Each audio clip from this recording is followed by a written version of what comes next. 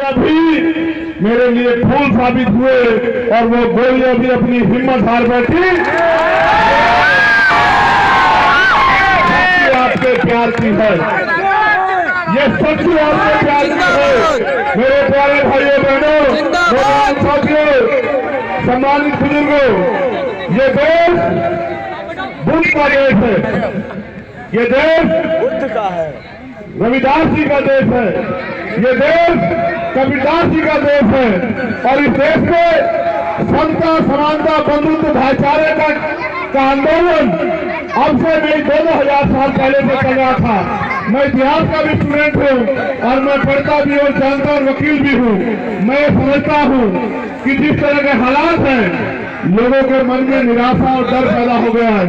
उनको लगता है कि संविधान खत्म हो जाएगा, उनके मन में डर है कि लोकतंत्र खत्म हो जाएगा, उनके मन में डर है कि गरीब गुलाम बन जाएगा। मैं आपको विश्वास के साथ कहना चाहता हूँ, ये भारत है, इस भारत में चंद्रगुप्त मौर्य भी पैदा हुए हैं, इस भारत में सम्राट अशोक भी पैदा हुए हैं, इस भारत में डॉक्टर बाबा साहब अम्बेडकर भी पैदा हुए हैं, और इसी भारत में मान्यवर काशी राम साहब भी पैदा हुए हैं, और इसी भारत में हम सब लोग भी जन्मे हैं। हम अपने देश को, अपने देश की मिट्टी को, जैसे हम अंग्रेजों के खिलाफ लड़े थे, उसी तरह हम आज की तानाशाही सरकार के खिलाफ लड़के इस गुलामी की बेड़ियों को काटने का काम करेंगे। मेरी बात को आप याद रखना, क्योंकि सर्दी का मौसम है। अभी मैंने प्रयास किया कि आपको सर्दी ना लगे, लेकिन अब मेरी बुनियादी बात आप सुन लो, क्योंकि जब तक आप मुझे सुनोगे नहीं, मेरी बात के साथ खड़े नहीं होंगे, उस बात पे काम नहीं करोगे, तब तक उत्तर प्रदेश में हमारे जीवन में कोई तब्दीली होने वाली नहीं। आज हालात ये है, महंगाई कमर तोड़ रही है, नौजवान पढ़ा लिखा भाई बहन घर में बेबस आंसू बहा रहे हैं। कोई भर्ती आती है तो पेपर लीक हो जाते हैं, फिर भी अगर किसी तरह से भर्ती आगे बढ़ जाए तो आरक्षण में घोटाला होता है। आप उस सबने हमने देखा, 69,000 शिक्षक भर्ती के हमारे भाई बहन, 20,000 पदों पे घोटाला हुआ। घोटाला करने वाले शिक्षा मंत्री को जेल भेजना चाहिए था, उसको जेल भेजने की बजाय उसका फूलों से स्वागत हुआ। और जिन भाइयों बहनों की नौकरी छीन ली गई, वो लखनऊ में इको गार्डन के सामने इस कड़कड़ाती ठंड में वो आमरण अनशन पे बैठे हैं, उनकी जान पे बनाइए। लेकिन इस निकम्मी, निठल्ली और भ्रष्टाचारी सरकार को, तानाशाही सरकार को एक बार दलित पिछड़ों की सुध नहीं आती है।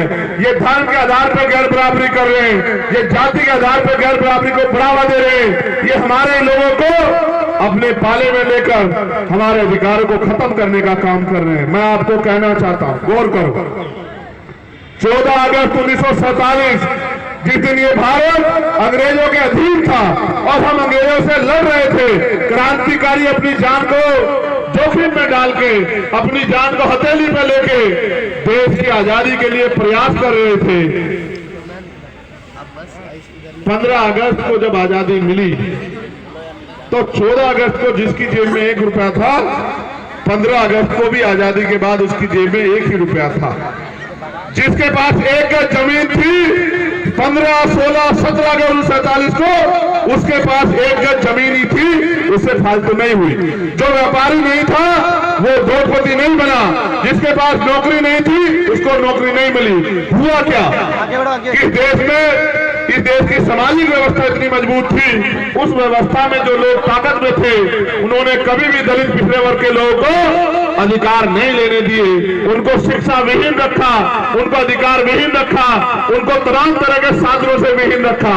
फिर आजादी आई, 26 जनवरी 1950 को देश का संविधान लागू हुआ और उस संविधान ने कहा कि इस देश में रहने वाला हर एक व्यक्ति बराबर होगा, चाहे वो किसी जाति का हो, किसी धर्म का हो, सबको अपने धार्मिक स्थलों पर जाने की, पूजा अर्चना करने की, तरक्की करने की, आगे बढ़ने की, बुनियादी सुविधा लेने की आजादी होगी। और जो सरकारी सिस्टम बनेगा, उस सरकारी सिस्टम में हर एक आदमी की हिस्सेदारी होगी, हर एक आदमी का उस पर जोर होगा। लेकिन आज क्या है, आज क्या है, जिस दिन आजादी मिली, धन धरती राजपाट में बंटवारा नहीं हुआ। मेरे भाइयों, मेरी माँ बहनों, जो गरीब था वो गरीब रहा, जो अमीर था वो अमीर होता गया, गरीब गरीब होता गया, और अमीर अमीर होता गया। थोड़ी बहुत अगर तब्दीली हुई तो जो आरक्षण की व्यवस्था हुई सरकारी नौकरियों में, उसकी वजह से मेरे आपके घर के लोग सरकारी नौकरियों में पहुंचे। सरकारी नौकरियों में पहुंचे तो जेब में पैसे आए, जेब में पैसे आए तो पेट की भूख शांत हुई। जब कनस्तर में आटा आ गया तो उसने सोचा कि हम इस देश में मेहनत मजदूरी सबसे ज्यादा करते हैं, फिर भी हम इस देश में गरीब क्यों हैं। और निर्णय यह हुआ कि बाबा साहब अम्बेडकर की बात को अगर हम नहीं मानेंगे, बाबा साहब अम्बेडकर की बात के साथ हम नहीं खड़े होंगे,